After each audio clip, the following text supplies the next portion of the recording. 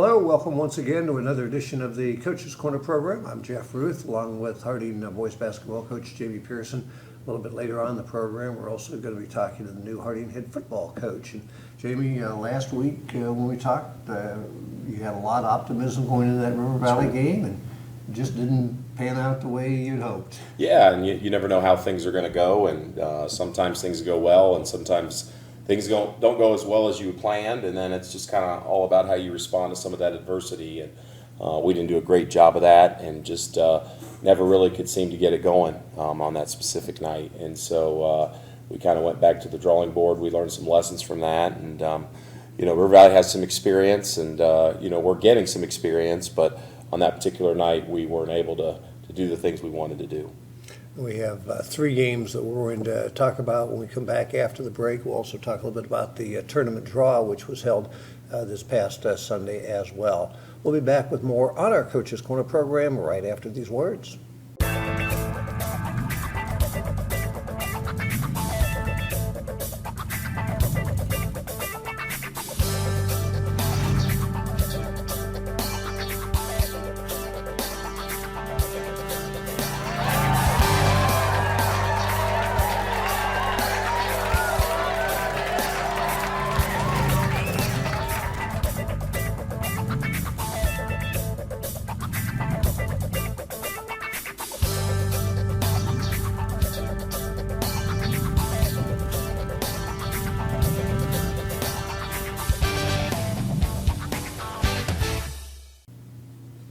Once again, back on the Coach's Corner program, and Jamie, we talked a little bit about the River Valley game. We didn't talk about the other 2 games, but specifically, what went wrong with River Valley?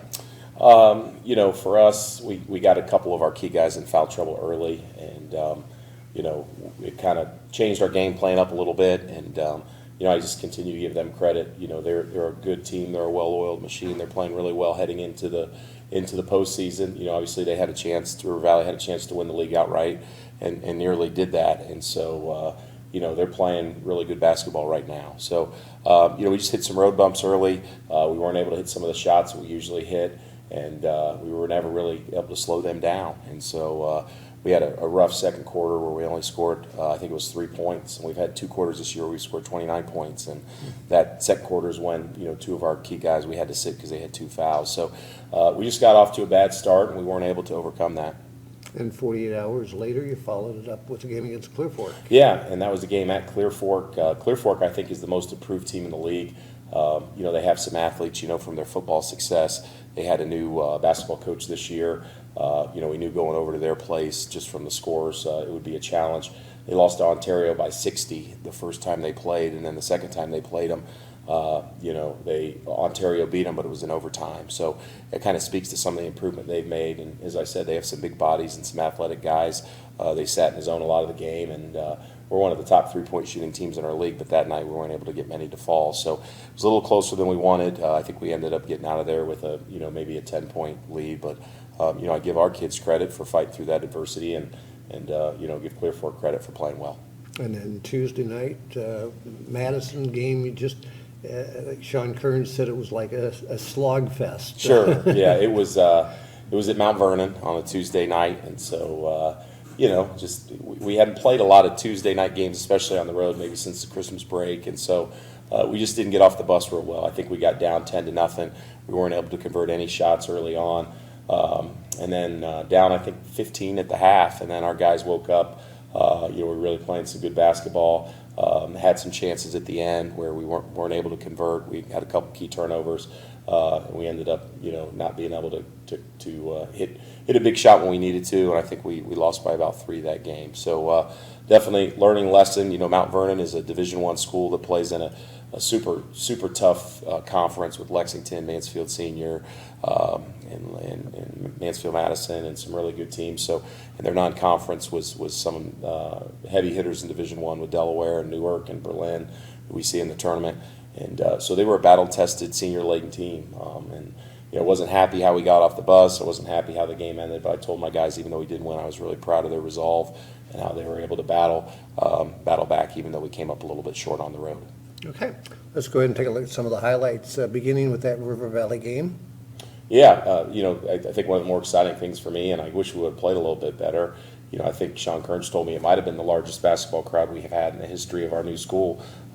Quite a crowd, and just good for county basketball when we can, have two teams. And one of the reasons our conference is so good is because there's so many natural Marion County rivalries. But some highlights from some of our guys. Braylon Dyer with the dunk there, and then Marcus out in transition, which we like to get him to do, quite a bit. And looks like Trey Caddy hit a deep three there. When he's hitting threes, we're a whole different team. And fortunately for us, it's more often than not. Our press getting to them there, even though we're down. Like to see the steal from Marquise and the throw ahead to Braylon Dyer. Braylon's turned into one of the top three-point shooters in the MOAC right now, so he continues to get better in his first year of varsity. And then there's Marquise making another steal, hitting Braylon again as we take another look at that. We had some spurts in there where we fought back, but we weren't able to put it together for any amount of time, even though we were able to turn them over. Again, Marquise with another steal, and we got beat up by 16, it looks like, there in that game. All right, and then 48 hours later, on the road at Clear Fork. Yeah, Clear Fork is an interesting place. It's, as you can see there, it's not a big gym, and the whole crowd was out to see it on a Saturday night, student section including. Braylon hit some big shots early, a couple threes there. He cooled off a little bit in the second half, and we were able to make some plays. Layden Jones and Marcus have been really good. I think they're top 10, both of them, in block shots in our league, just kind of using their length. And then Marquise, I think, started out slow, but hit some threes late, which really helped us here. And as you can see, we had a nice trap there. Marquise shooting the lane and doing what Marquise does well, which is getting to the basket at the other end. And it was pretty tight as we kind of moved on to it. There you see Marquise hitting Braylon, a couple of our juniors making plays. But it was a tight game, and we kind of were able to pull away in the fourth quarter. But, when we hit our threes, the way we can rebound and get transition, we become really tough to beat. And really nice play there by Marcus with the inside-out dribble, and then the finish off the steal. So we try to speed teams up. Sometimes it's easier than others, but when we were able to speed Clear Fork up, good things happen. Obviously, Marquise there with the steal, and then he went all the way with it. It was an and one. Thankfully, we didn't get the charge call there. We get a lot of the wrong end of those charge calls, it seems like, this year. But again, there you see Marcus blocking a shot, doing a really good job of controlling the paint for us. And then, Marquise, I think for my money, he's a first-team all MOEC player. We'll see what the coaches think because he can really change a game, and he did there. We got out of there with an 8-point win, and we were happy with that. Yeah, down 9 earlier, we saw. Yep. They started hot. So heading over to Mount Vernon, is that Knox County? Mm-hmm. I get my county straight, but early on we just had trouble converting. Anytime you go down 10-0, it's never how you draw it up. I think it's 5-0 at this point, and we got our transition going, and they knocked that one away. So we didn't score on that one. So it's still we're down, I think, 12-6. Make a little bit of a comeback there. It just wasn't a great first half for us. We really didn't play that well defensively. We were able to get it going and transition a little bit there, as you see Marcus with the steal and the finish there. And then, as we move on to the second quarter, we're down 13. Marquise with a deflection, but I think Mount Vernon comes up with a loose ball, and I think they ended up hitting a three on that play later on in the game. But, kind of as we're moving on in the third quarter, down 15, Marquise hits a three to cut it to 12. I think he hits another one to cut it to 8. So we're really feeling good. They're struggling with some of our defensive concepts there. We had it to 6. Trey Caddy with the corner 3. We cut it to 3 there, but they kept answering. We made some untimely fouls, but we kept fighting. I think we had it to 3 again. Braylon Dyer making a couple plays defensively as well as hitting some threes, and then but we just didn't have enough. Down 4 there. Layden Jones with the steal. Unfortunately, wasn't able to convert that. Down 4, but just couldn't make some plays at the end when it counted, and we failed at that against Mount Vernon. Hopefully that experience we've garnered will allow us to make those plays down the road this year and definitely next year. Broadcast many a game over at Mount Vernon. They used to be one of the host sites for the tournament and did a lot of ball games over at Mount Vernon. Yeah, Mount Vernon has some reputations, not so good and good, and you can probably figure some of that out. And it was just an interesting night over there. So, you know, you look at the last week. You know, you had 3 games in 6 days, Yeah. and then you're looking at this weekend. You know, game Friday night, game Saturday night. Sure. So you got a lot of games here right at the end of the season. Yeah, and you know, I kind of like how our schedule sets up because, you know, not that Clear Fork was a gimme by any means, but you know, they're in probably the middle to lower half of our league, but we go right with Mount Vernon, Division I Central District School. We have Ontario Friday night, who's, you know, has a chance to tie us for third place in the league. Saturday we have a Mansfield-Madison team that, you know, has one of the best players in the Mansfield area, and they've beat Shelby, and they're very competitive with all the schools in that really good conference that I spoke about. And then, you know, we turn around and play Pleasant at Pleasant. So, you know, we have a strong end to our season in terms of schedule, and I hope we respond to that, and I hope that prepares us well for the postseason. There's some challenging games on any given night, any game in basketball, but especially this last stretch of 3 or 4 games. And it'll be our first Friday, Saturday double dip back to back. So if I'm not mistaken, we might have played one other one, but it's been a while. So to be able to play 2 of those, thankfully they'll be at home, but to play 2 of those back to back will be interesting to see how our kids respond. We'll be back and we'll wrap up our segment with Jamie right after these words. Welcome to Harding Telecom Digital Media.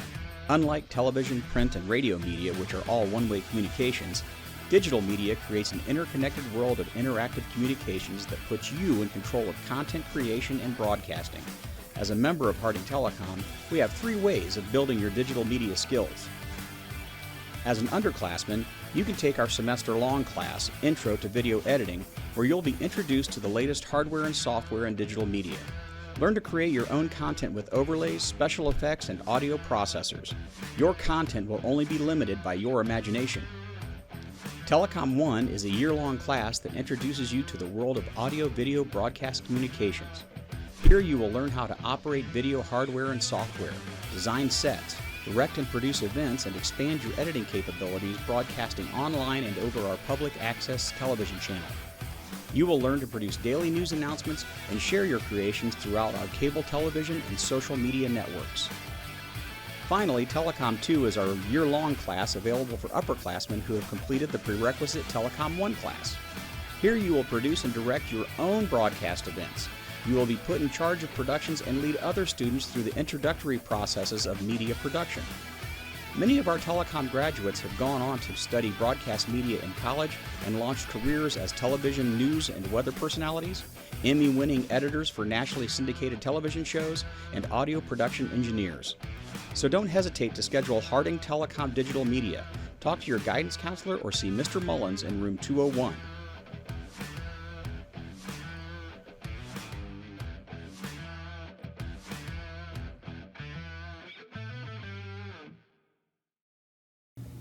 Back once again with boys basketball coach Jamie Pearson. You mentioned Ontario, you mentioned Madison. Played Ontario the first time. Talk a little bit about maybe some challenges that they present. Yeah, they have a really unique team. They have a couple brothers, the Weavers, that are super athletic. I think they're both soccer players and very good ones at that. But very good at getting downhill, very good at attacking the rim in a variety of ways. About 6'4" and 6'2". And then they surround them with some kids that can really shoot the basketball. And so for us, it's definitely a challenge to be able to guard that three-point line, but keep those crafty drivers out of the paint. And very well-coached team. You know, they can make it hard defensively sometimes for us. So, you know, on any given night in the MOAC, you know, like I said, we're battling for third place, and, you know, they'll be ready. We went over to their place. They were up, I think, 9 at halftime, and we were able to come back.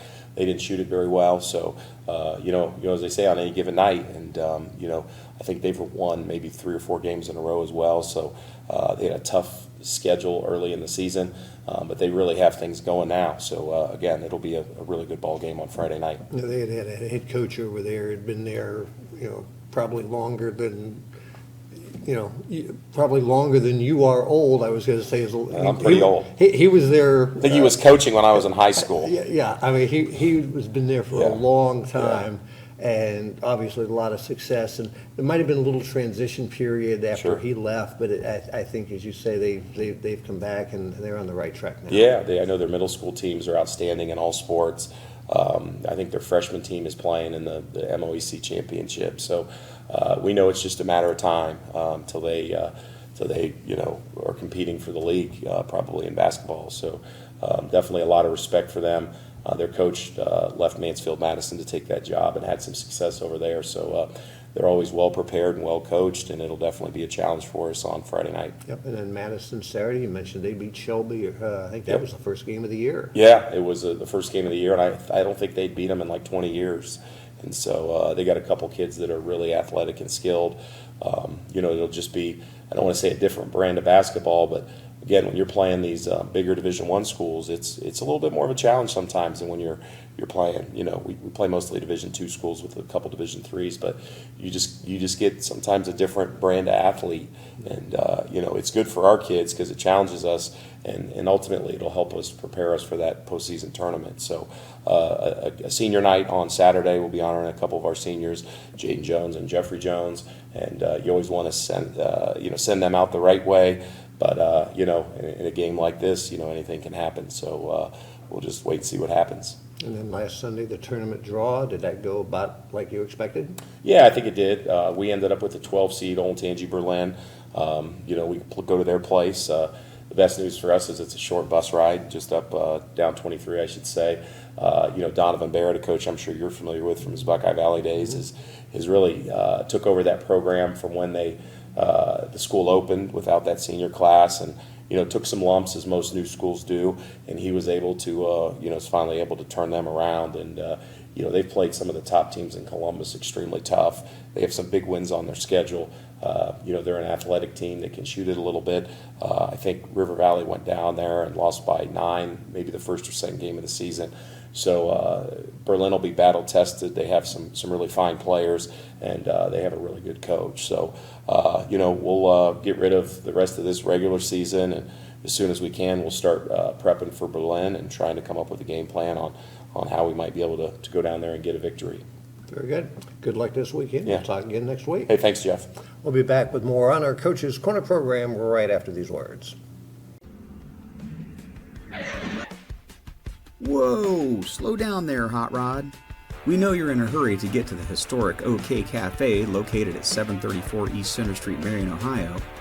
And we know you can't wait to enjoy the great food and beverages at one of the most popular restaurants in town, known for their famous handmade pizzas, subs, calzones, and more. And we know you can't wait to meet up with good friends for the best in live local entertainment, big screen sports action, bike nights with weekly contests and prizes. But what's the hurry? We're open daily from 11 a.m. to 11 p.m. Monday through Thursday, and 11 a.m. to 2:30 a.m. Fridays and Saturdays, offering dine-in, carry-out, and delivery. Oh well, some people just can't wait to get to the OK Cafe.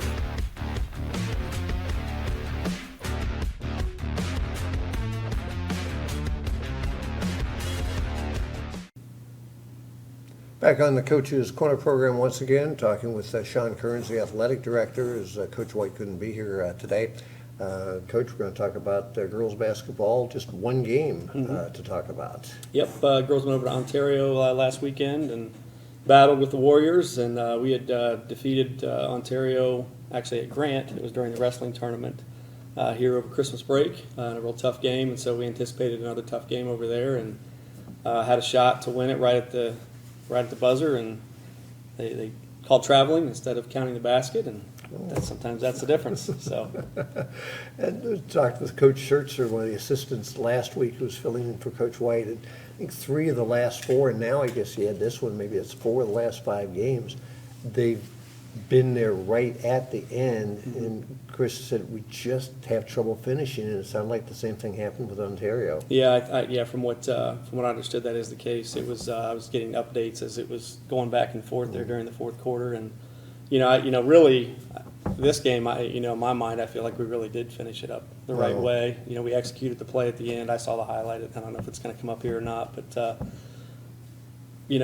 call could have gone either way. But I feel like the girls executed properly and did a Okay. good job. All right. So. Let's go ahead and take a look at some of the highlights from that Ontario game.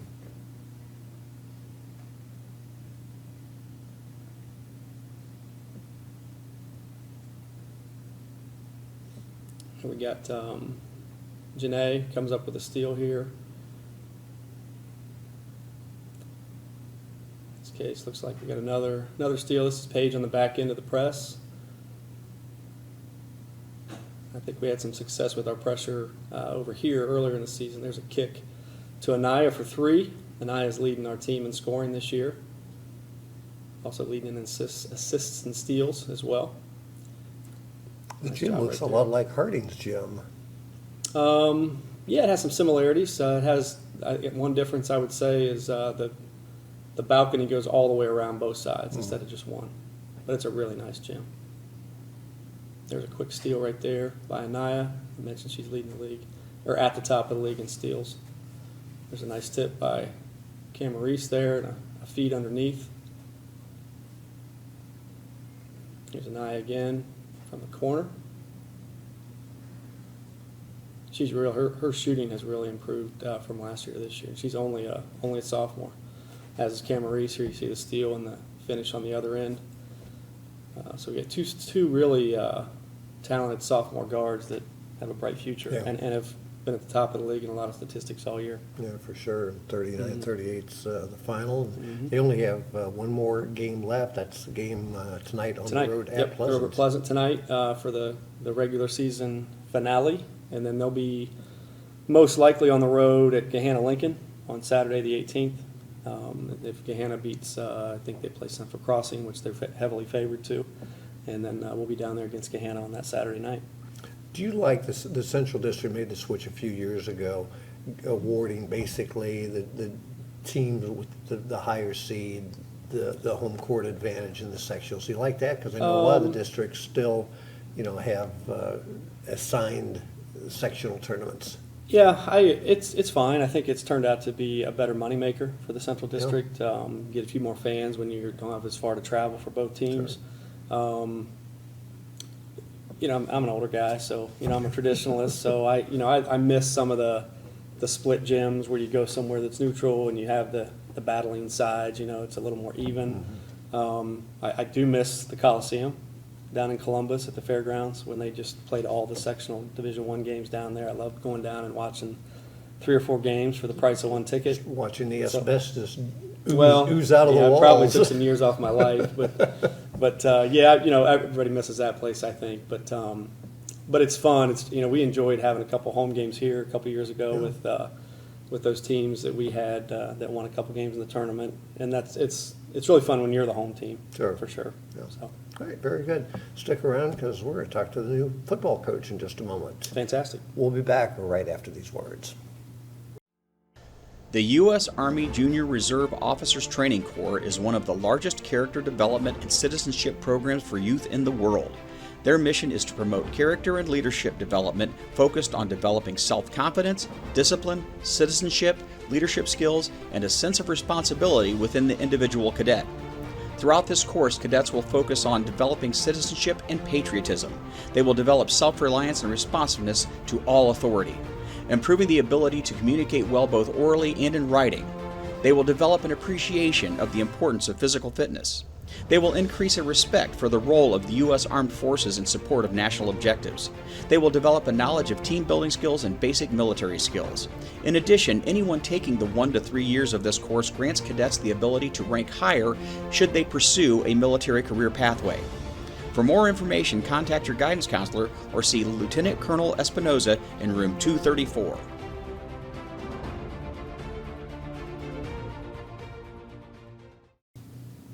Back once again on the Coach's Corner program, and we'll keep Sean Kearns up here. And Sean, we'll talk a little bit about our new football coach. What made him, well, first of all, introduce him and explain why he's sitting here and not somebody else today, I guess. Coach Chuck Williamson is with us here. He's most recently been at Washington Courthouse, but he's got a long experienced history of coaching football successfully in a lot of different places.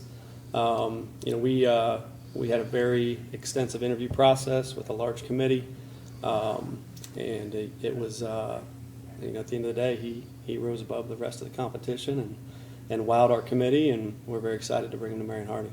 Certainly Harding didn't have the record, the last, year or two that they would like. But Harding is still a very attractive school to come to, and it's a good opportunity for a head coach. Sure. Yeah. I like to think we do things the right way here. We've worked really hard on our facilities. Very proud of the coaching staff that we've built, and excited to bring him in to that group. Coaches all help each other out. They support each other. It's just it's a great place to be if you're looking to come and be a coach. Explain kind of that process for our viewers. When there's an opening, you have a set period of time where you'll take all the applications and then you kind of narrow it down and have an interview process, and that's kind of how it goes? Yeah, there's, obviously, you post a job, we post at multiple places, the OHSA website, ODE, on our own, Marion City Schools website. Every coaching job, every year gets posted because they're just 1 year supplemental contracts. So, like for example, right now, all the spring coaching jobs just came down. So we're putting that together for board approval now, just to make sure all the coaches are certified and everybody's on board. So in the case of football, obviously in our case this year, right at the conclusion of the season, we posted the job. I think we had it posted for almost a month. And then we go through the applicants and the vetting process, and then we narrow down a pool to interview, and then we go from there with the committee and the process. And that's pretty much the case anytime we have a true opening. It's really pretty similar with no matter what sport it is. All right. Chuck, obviously the first question is, why Marion Harding? What attracted you to the position? I've heard about it for a while. My son's father-in-law is Gary Barber. He's assistant. He was the superintendent here, and he's raved about this place for I don't know how many years I've heard about it. So when it came open, I did some research. I watched tape. I was able to come down when I met with Sean and the committee, look at the facilities, look at the talent level. Everything he said was true, and the facilities are awesome. The people I was very impressed with that. Sean made a big impression on me, that somebody I'd like to work for. It was tough leaving Western Courthouse, I gotta be honest. They did everything to keep me. They offered me more, offered me, weightlifting classes and whatever. But it felt right. And the committee felt right. And when I took the courthouse job, it was kind of the same thing. But everybody there that hired me is now gone. So just felt the right thing to do. I think we can do some special things here. And, I met with the team on Thursday and, talked about being an elite program. And that's our plan, is to be an elite program. Where were you born and raised, and what's your football I was born background? in Bethesda, Maryland, a military brat from my dad's side. I was raised in Columbus, though, and played football at Westland High School. I was an all-state player there, and fortunate enough to get a full-ride athletic scholarship to Ohio University. I played for Coach Burke there at Ohio University.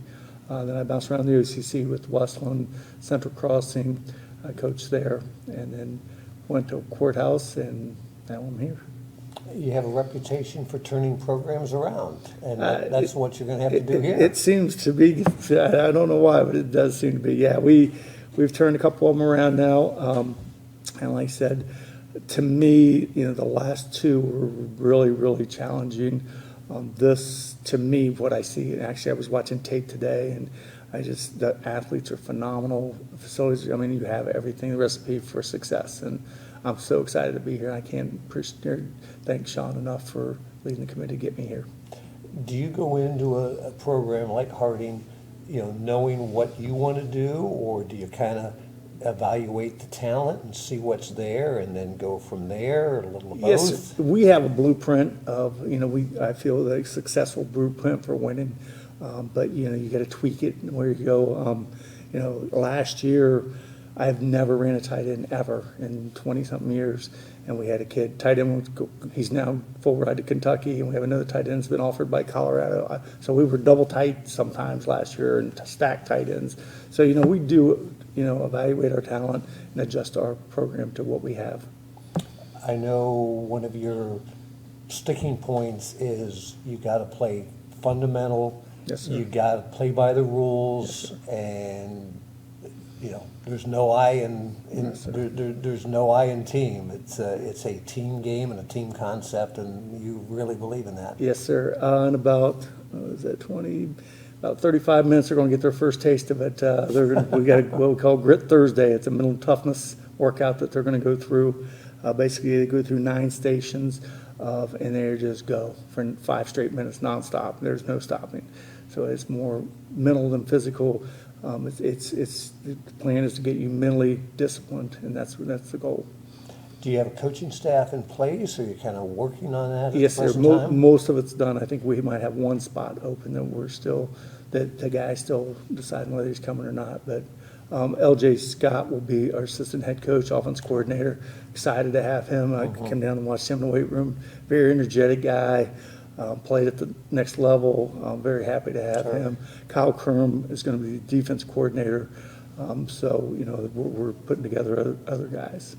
All right, very good. Exciting time for you, I'm Yes, sure. sir. Yes, sir. Are you making the commute at the present time? Yes, or sir. You hope to move to Marion, I'm guessing? I mean, yeah, my wife, she's the boss, so Okay. we'll see. All right. It's not an It's easy, not. not an easy commute from Washington Courthouse. No, I won't, not courthouse. It'll be Grove City, Ohio. That's where I Yeah. live, so it's not too bad. All right, excellent. So you were living in Grove City, Yes, making the commute to Washington? Yes, sir. Okay, you're right. Yeah, so That's it's not that no, bad it's then. not that bad. All right, sometimes you kind of need the time to decompress anyway. Right. Well, welcome to Marion. I appreciate it. I know Marion's excited to have you, and you probably can't wait for I can't. for 2-a-days to start in August. I'm ready to go. Very good. Thank you. Appreciate it. Thanks, And, Jeff. We'll have you on a few times next year as well. Appreciate it. Thank you. Going to wrap it up for this edition of the Coach's Corner for Jamie Pearson, for Sean Kearns, and for our new head football coach, Chuck. Thanks very much. That's going to wrap it up. Hope you can tune in again next week for another edition of the Coach's Corner program.